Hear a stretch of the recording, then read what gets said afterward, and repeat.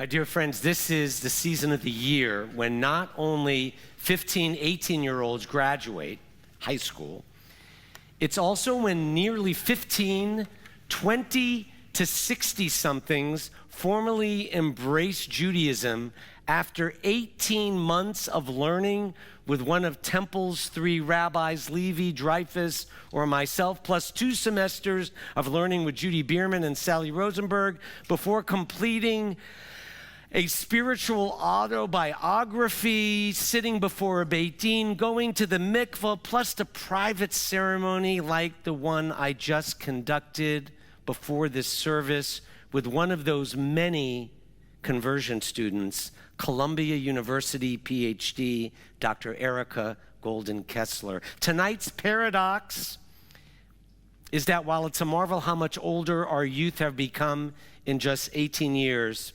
our amazing adult Jews by choice in the back of the Danziger Chapel tonight remind us of that old Jewish aphorism. Listen closely, kids. What grows never grows old. We are even learning with an 83-year-old member of our congregation, Russell Strauss, in preparation for his second bar mitzvah on July 19th, Friday evening this summer. You're all invited to the party. But the point is that these Jews, whether lifelong Jews by chance, like Russell, or Jews by choice, like Erica, they seem to be getting younger as they get older by deepening their life with the wisdom of Judaism.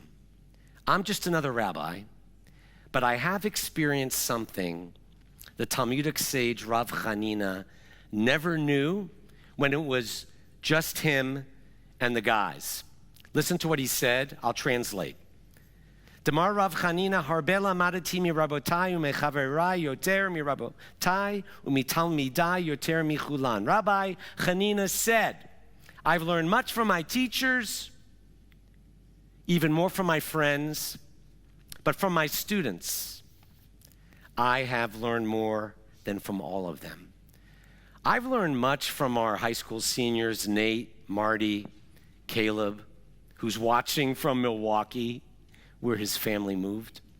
I've also learned from Michael, Matthew, Mark, Jonathan, but in this Reformed synagogue grounding in complete equality of the sexes, a Judaism Rav Chanina never knew, I have learned equally from Kala, Rebecca, Eliza, Sarah, Lily, Ellie, Sarah, Sydney, and fittingly, no sermon tonight, just a story.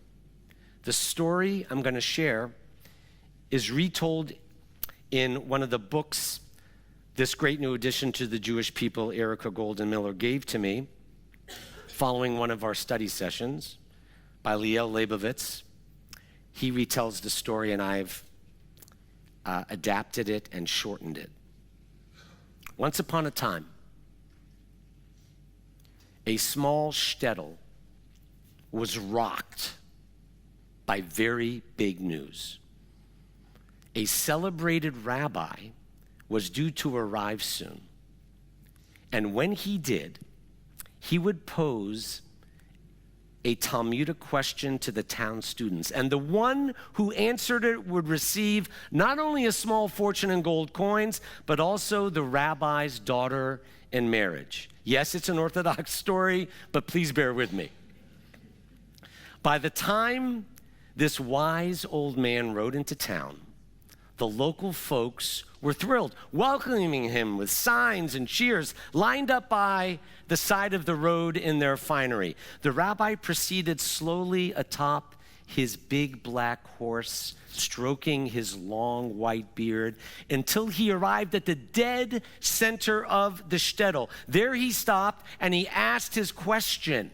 As the townspeople listened, their faces drooped. The question was a beast, an intricate problem requiring intimate knowledge of just about every category of Jewish law. It was a more difficult riddle than anyone present that day had ever heard, and a few people, despairing, shuffled off before the rabbi was even done speaking. And when he finished his question, The old rabbi smiled mischievously and told the townsfolk that he'd be staying precisely 3 days and that anyone who wishes to take a stab at an answer should come and meet with him at the local inn. Following morning, the rabbi was swarmed by 100 young men. These weren't the best and brightest, merely guys who figured they might as well take a shot at the Holy Grail. The rabbi listened to their proposed solutions with patience and kindness, but none got it right. Rabbi hugged each one, thanked them all for coming, sent them home. Next day, only 50 showed up. These were smarter cats, students who had spent the previous day cramming in the library. They were now equipped with reams of notes. Passionately, they bombarded the rabbi with their theories, all of which were erudite, some of which were brilliant. None, alas, was right. And so on day 3, the rabbi awoke to find but 10 men awaiting him. These were the town's national merit scholars. The sharpest, the most learned, geniuses who'd been up for 48 hours straight, reading, revising, grappling with the rabbi's tough question. Each had several leather-bound volumes tucked under his arm. Each was sure that his was the correct answer. The rabbis listened as these brilliant men explained their ideas, each more inventive and impressive than the last, but again, not a single one of them hit the mark.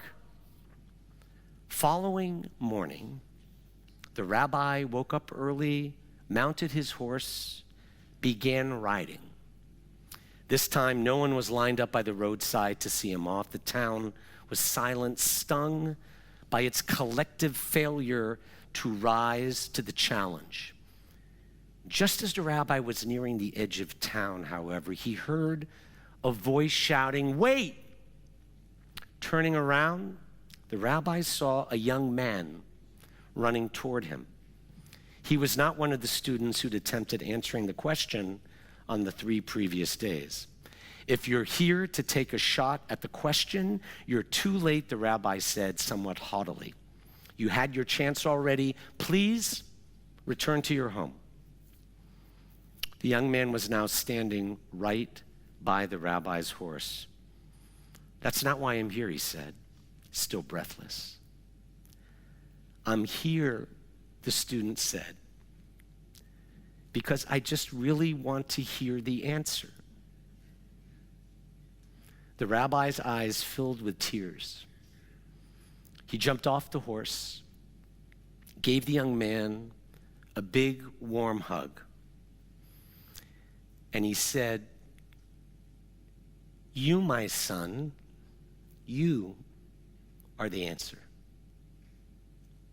And whenever you live Torah, by the way you relate to others, to yourself, to something higher, to all things lower, and to asking questions, because asking questions brings clarity. Whenever you see your Judaism as foundational to the building of a better world and a more purposeful life, the answer to is you.